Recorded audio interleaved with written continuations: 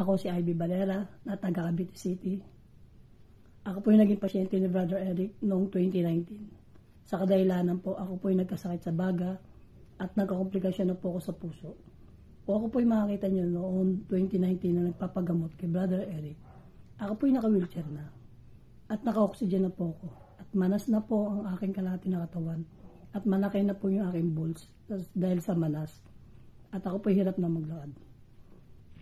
Sa pamamagitan ng gabay at heal ni Brother Eric at number 1 na ang pananampalataya ko sa ating pong Jesus Nazareno, wala pong imposible.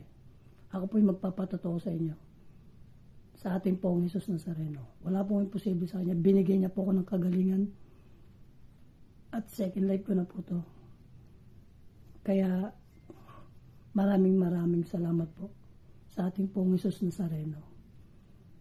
Kaya hanggang ngayon po ipatuloy po ang aking pananampalataya sa Kanya at paggawa ng mabuti sa kapwa. At sa tulong po ni Brother Eric.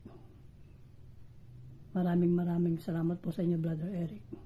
Kaya ang aking pong ginagawa, kung sino man po ang aking ikilala na magpapagamot para kay Brother Eric, aking pong sinasamahan para magpagamot po kay Brother Eric. Kaya maraming salamat po.